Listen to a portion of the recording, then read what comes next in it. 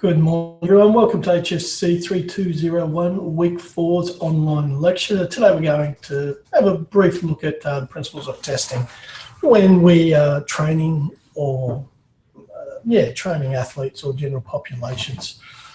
Again, I apologise for this going up a day late. So I was inadvertently waylaid yesterday with a sick 9-year-old, so I will apologise, but we get on to it here. I assume that most of you at this stage have submitted your assessment task 1. Can you also check to make sure that you have access to visual coaching 2? If you did strength and conditioning or have used it previously, then you should have access. If you cannot access, remember login for visual coaching 2 is via your student email with your first name with the first letter capitalised as your password. Really high-tech security we have here for you. So check on that, let me know. You are going to need that to list with assessment task 3 and assessment task 4. But today we'll get back into principles of testing. So we go quickly to share screen. Hopefully this is the right one. Let's have a look. Where are we? Yeah, so we're looking at roles and principles of testing. Now we always test, but the question comes down to why test, when to test, and what are we testing for? So, we have to understand quite often what the test is doing and what it reflects. And are we testing for the sake of testing, or are we using it for a genuine reason? So first of all, why we perform our testing. First, for athletes, we want to determine their physiological and health status, in other words, where they are. Generally, we relate it to a series of scores from previous years. If it's an athlete we've worked at before, we go, all right, last time we tested you at this position, we're now at this position, we need you to be above it. If it's coming back and if it's season and you come back from off season, you go, well, we need you to be at the base level. Have you maintained your fitness over it leading into the season? We need you to be able to produce this much power, this much strength, this much force, have this sort of aerobic capacity or anaerobic capacity. So we use it to determine what state our athletes are at, help the athletes and the coach understand where they are and where they need to be. A big one is identify strengths and weaknesses. Quite often athletes will have strengths and weaknesses. And when you're using team sports and you've got 30 players or 80 players, depending on the level of competition, you can't have a general approach. It's little point hammering everyone for anaerobic capacity if 10 or half your athletes' anaerobic capacity is extremely good.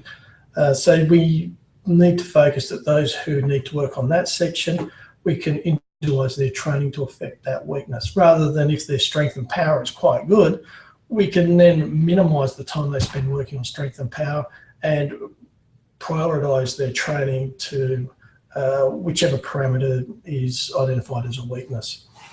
Also, when we're training, how do we know that they're actually achieving what we want them to achieve? Have they improved? Do they continue to improve? Have they improved at a reasonable rate? Or if they haven't improved, why is that? So whether or not our training is an issue, or whether they're starting to develop fatigue as a result of overtraining or athlete burnout. So yes, and quite often, and one of the best ways to really look at it is leading up to the Olympics, there's a number of events, and we use swimming because that's probably our main focus in sport, is if you speak to them and they'll swim and they'll be in a state trial, then they go to the nationals, then they have the Olympic qualifiers, and each time they look at their time and have, yeah, I'm happy with that time, it's where we want to be. And that's about them predicting their future performances. They know in previous times that they achieved this time at this particular stage in their training. Come the major event, they will be on their way to optimal performance. And that's what we use with tests with team sports. With things like athletics and swimming, where they'll have a series of events, those events over a period of weeks or months will form testing points. But with our sport, where you have a 26 or a 20 or a 15-week season, we need to test throughout it to see if, one, their performance is there, if they're maintaining performance, or if they're dropping, and then look at whether or not how we have to manipulate our training based on that. For teams, identify, construct sport-specific profile and compare individuals against each other. What do we test? It's going to depend on sport. It's going to depend on the position. Even in team sports, you'll have different positions that have different requirements. Again, I'll fall back to rugby union. Your front rower is going to have a different performance variables that they need to develop as opposed to a winger, or as opposed to your 9 or 10, which are your halfback 5'8" types. Similar to in AFL, forgive me here, I'm sort of clutching at straws, but your full forward will have different physical capacities than, say, they used to be called a rover. I don't know if they still have a rover, or your ruckman. They need to be tall, but they also need to have a power to weight ratio for that jump in that contest. So we need to understand what their specific requirement is for their sport. So their physical abilities, is it strength, power, endurance, their coordination and reflexes, what motivates them, and it can even come down to their anthropometric measurements. We need you to be at a certain size, weight, percentage body fat. And the easiest way to do that is our needs analysis. So we sit there, and that's hopefully what your lit review started identifying. So it was a lit review in the sport, but hopefully you were looking at it and identifying the types of characteristics required in those sports. So when we do our needs analysis, we look at the athlete profile, so their age, both biological and chronological, their performance level, where they're training, their history of training, goals, injuries, and lifestyle. Of course, the surprising thing is at elite level, it's a lot easier to conduct this than at the semi-elite level, because in the elite level, their focus is on their sport, whereas at the semi-elite, they probably have work and other commitments that come into greater impact. So this is where we come under things like lifestyle. So we want to need that from each athlete. You know, you've got a 32-year-old athlete with 15 years training history compared to a 19 or 20-year-old athlete in the same sport, in the same team. They're going to have different requirements. Then you want to have a look at the sport position. It's all right if you have a look at a 100-metre sprinter compared to a 10,000-metre runner. They're going to have a different requirement. But not just in that instance, but the movements to be trained. Movements are linear movement, vertical movement, horizontal, agility, strength, gait, and those sorts of systems. What are their predominant energy systems? Is it aerobic? Is it anaerobic? Is it ATP, PC? Psychological analysis, again, that's going to be more of an individualistic approach. Common injury sites. Although this is something that we try to work on, it still is a big problem, and it probably will never be solved, but we like to identify. In most football or running sports, you're going to have issues such as hamstrings. So there are certain prehabilitation things that we can do. Their effectiveness will depend on the time and that. And more importantly, are there any other characteristics that we need to set out? To deal with this common injury sites, movements, energy systems, we do a movement analysis. And that comes down to the body and the limbs. You know, is it upper body? Is it lower body? Do we work in a functional pattern, in a kinetic chain from the legs all the way up, or is it on the upper body going all the way down? What muscles are targeted? The prime movers, stabilizers, and synergist muscles. And more importantly, what type of contractions? We can talk about concentric, eccentric, isometric. Is it repetitive? Is it rapid impulse, such as power, force? So we need to understand what that is. And that's why we do the analysis of the sport. And if it's a team sport, that specific athlete's specific position. And we can analyse them, or we can also analyse their positions at the top level. And if we look at what they do at the top level and train for them at that level. Physiological analysis, that's when we look at is it aerobic or anaerobic, endurance or power requirements. So again, is it a 5,000 metre or is it a 400 metre run? Is it endurance with a power component, or is it predominantly power? Is it speed and agility? The easiest way to sit there and go speed, is it just straight flat line running, or do they need to change directions? Agility, they need to change directions, or do they also need to be able to stop and reverse? Flexibility requirements. Quite often you look at it, we need to do our flexibility, but we need to understand the requirements and are they flexible? They don't necessarily have to have great flexibility, but is it appropriate for their sport? After all, a swimmer needs a great range of motion through their shoulders, as opposed to a footballer in rugby in either of the rugbies with that high contact. You want an element of strength and rigor in the shoulder joint. So if it's taken, you don't run the risk of suffering a shoulder injury. So you want to make sure that the range of motion or the flexibility is within the requirements for their sport. And of course, their muscle performance comes down, is it a strength, is it endurance, is it power? Do they need hypertrophy? In other words, do they need bigger? You might be a really good, in fact, I remember we had this young fella at one of the rugby clubs I worked at. Lightning fast he was. He was probably the fastest man in rugby union, but he only weighed 64 kilos. He needed bigger parents if he was going to get anywhere, but unfortunately. So, but even that by putting size on, because if you got a 100-kilo bloke running at a 64-kilo bloke, he's going to lose more times than not. And it becomes a liability to the team because they just keep targeting that person. So especially with young athletes, do they need to bulk up? And again, I think this can be more individually than around the sport, and sometimes it'll vary to depend on, do we want them to be totally relaxed? Do we need them to have a great deal of motivation? Do they need to have a certain level of arousal? And more important, what is the optimum range? Now, we can start at the basics of what is generally perceived to be the optimum level for that sport, and then we can individualize it for particular athletes. If you watch the 100 meters, Usain Bolt looked quite relaxed going into that 100 meters, whereas some of the other sprinters, I was trying to think of one. He was number 3. He was in lane 3. He looked extremely focused. Gatlin was a combination between focused and really relaxed. So again, it's going to depend on each athlete and what works for them. Also, a lot of that will come down to confidence. Injury analysis. You want to have a look at overuse, chronic, acute, and traumatic. There's a lot of history looking at biomechanics, physiology of the injuries. The things we can sort of look at is muscle imbalances. If we go to a gym quite often, one of the common injuries is a rotator cuff, and you see a lot of this happening. Guys bench press because they all turn up to the gym on Monday because it's International Chest Day.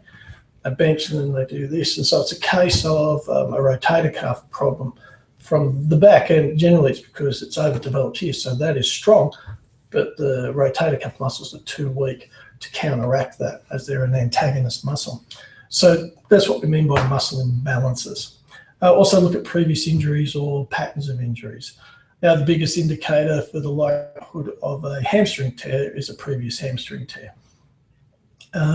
So we want to look, and there is some rehabilitation that we can do with that, and we can focus on that. And what we're trying to do is reduce the risk of that injury occurring again. And we also want to look at the mechanism by which injuries occur. It's okay to sit there and go, oh, we need to develop strength because there's been an ACL, but if the ACL is caused by someone running it, hitting him in the side at the knee, then we can sit there and go, well, probably if he can avoid being tackled from the side, it will reduce that risk.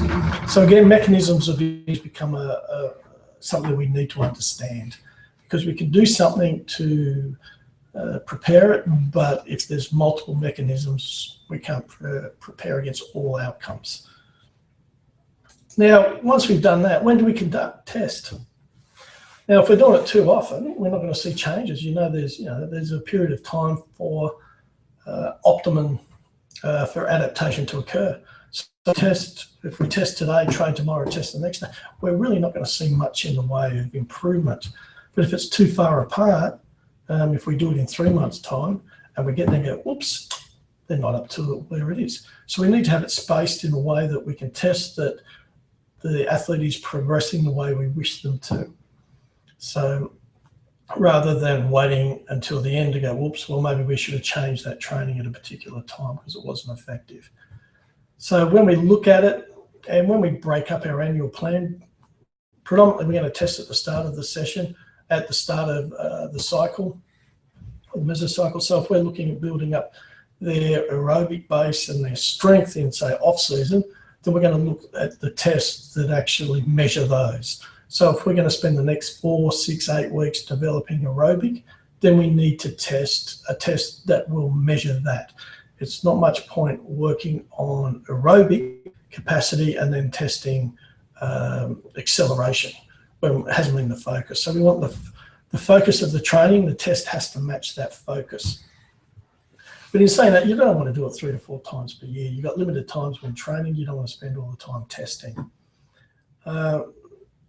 And generally, when we do use these tests, we want to ensure that their adaptation is progressing. So make sure that there's enough time for the adaptation process. So we want to sit there and have a look at it. Considerations, what to test with or what tests should we use. As I say, we can go skin folds or the underwater weighing if you want to find out true body mass. Well, these days you'd probably look at DEXA analysis that way too. But again, it's a case of, do you have that equipment? Now, there's not too many people who have an underwater tank to measure body weight or body fat. So it's a case of, will skin folds, are they exact enough? Is it easy to conduct and cost effective? Now, this thing is interpret. Any test is good, but we have to understand what it reflects and can we interpret the results accordingly. We tested, yes, and their agility was very good, but if it's the Illinois agility test, we go, well, their agility in running the Illinois agility test was extremely good, and we're satisfied they have proven that. And we then need to apply that, how that fits our sport. One of the best, this thing's cost effective. To give you an idea, I looked at doing a study with blood work, where we're going to measure creatine kinase, which is an indicator of muscle damage. We're going to look at measuring testosterone and cortisol for the whether or not they're anabolic or catabolic development. What was something else? We're going to look at myoglobin as well, or hemoglobin. I can't remember. Anyhow, it came out the cost of running those tests across the competition was going to cost $900,000. Cost effective? Probably not. So as you can see, it's got to be cost effective because some things are very, very expensive. It'd be great to have force platforms, but if we don't have $50,000 to buy a state-of-the-art force platform, then we need to find an alternative. The other thing is, quite often, why reinvent the wheel? A standardized test, protocols that are clearly defined and repeatable. It's no good having a test if we test it 1 week and then a month later we test it differently. When we test and then retest, the retest has to be identical. The environment, the time of day, the time since last sessions. Again, it's no good testing them 3 days after a game and then the next time we test them, it's 1 day after a game. Do you understand? Because there's all these factors that come into it. So we need to understand what impacted last time and recreate it exactly. So then we can say they've improved, it's because this is what we've done, not because what they did beforehand. And also the sensitivity to small changes, novice and versus experience. The easiest way to look at it this way is if you get someone to run a 100-meter sprint for the very first time, you'd sit there and test them over 4 weeks, chances are their time will improve greatly. Whereas if you were to say, look at Usain Bolt, well, he won the gold yesterday and he ran at a slow time for him, 9.81. So we can sit there, even if he was to improve his world record time, which I think is 9.58, chances are he's going to improve it to 9.57, 9.56. Diminished return, or the law of diminished return, means the higher the train, the higher the training status, the less the smaller the improvement increments are going to be. So we need to be aware of that situation. Lab or field testing, lab's more reliable. You can control everything from the climate to the environment to the humidity, temperature, and even the surface. Whereas if you're doing a field test and doing, say, the beep test on the field test on the grass, you can sit there and go, okay, this is great. Same field, same time of day. But previously when you did it, we hadn't had any rain for 8 weeks and it was like running on concrete. Whereas it had been dried for a week, but we had had a couple of weeks of rain, so the ground was now softer. So we need to take that into the softer ground. Will that impact the results?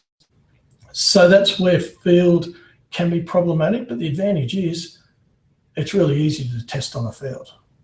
It's really easy to test 30 players, whereas trying to test 30 players in a lab will take several hours. Then you'll have to stagger it to get them through. So we need to weigh up all these ideas. So when we come to it, testing standardized. Is it scientifically backed, reliable, rather than specific? Reliable means, yes, if we test and then we get them back and test again, it is going to relate that any changes have been impacted by the training or the physiological conditions that's been applied to the athletes, whether it be recovery from a game or 6 weeks of training. Is it valid?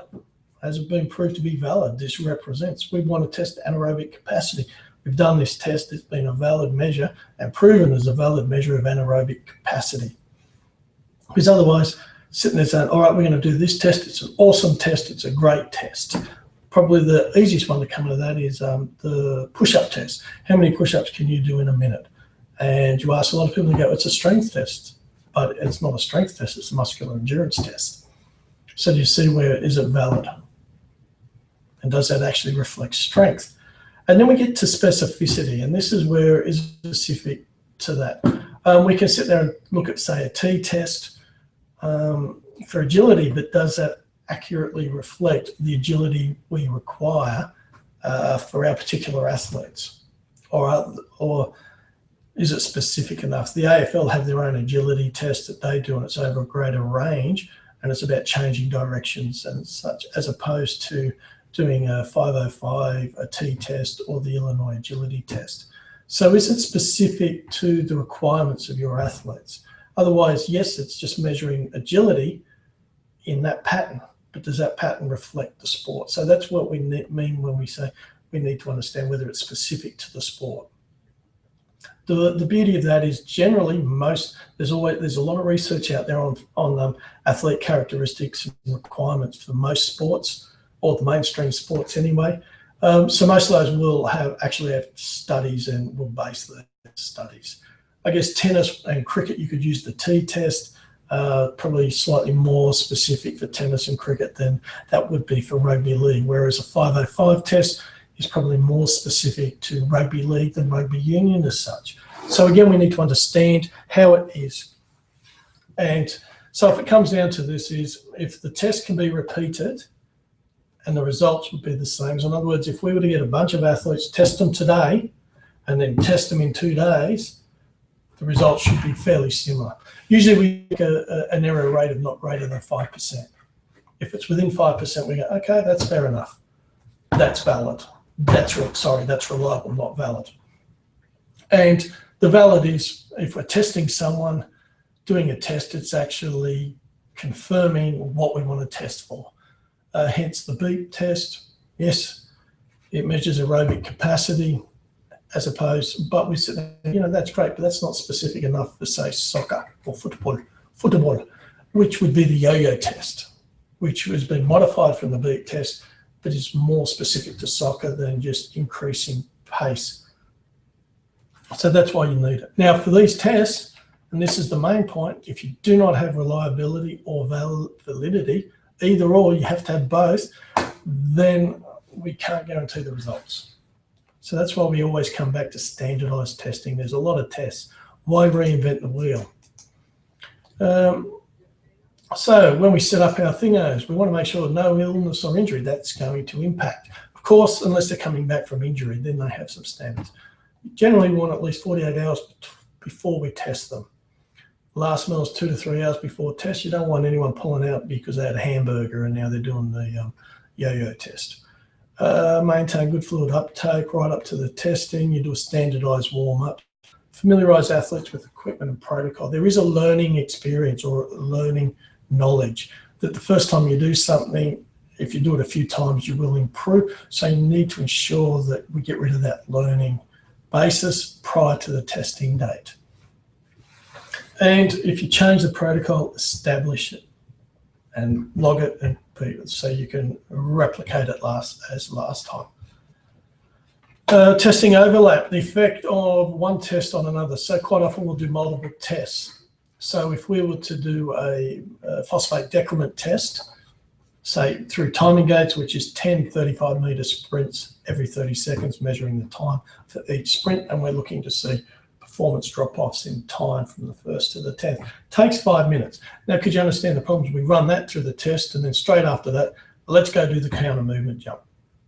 So we want to sit there and go, what is it? Whereas you do something like a counter movement jump test or a vertical jump test, probably you do that first before you do the energy sapping test, whether it be aerobic endurance test or an anaerobic capacity test. Novice experience of athletes. Quite often, and I remember testing a lot of people the first time they ever did a VO2 max test, they jump off, they did quite well, and then they say, oh, I think I could have done better because they hadn't experienced it before. So there is that concept that if they're experienced at it, they generally can push a little bit further. And here's what we mentioned before, learning adaptation. When you develop your coordination, when you're first learning the movement patterns, you will basically improve from the get-go, purely because your coordination, not because your capacity is improved, but just your coordination in developing it is. So we need to take that into it. So if you've got a circuit or an agility test where they've got to move and change directions, you want to make sure they get ample opportunity before the testing date to rehearse and practice so they understand the movement capacities. Otherwise, they'll sit there and they'll run, and the next time they get better at it, they run it more efficiently. You got more, your agility's improving. Well, no, you just know where to run this time. So that's how does the testing work? Determine what the athlete needs, both sport, individual athlete, coaching staff. Then pick the appropriate test. As I said, the science literature will define what tests are best. So many people indicate that high score on the intermittent yo-yo recovery test is linked with performance in a number of field sports. Counter movement jump, force platform jump, Wingate power test. Schedule and conduct the tests, evaluate data and report. Give a report back. We need you to get to this at this stage over the next 4 weeks.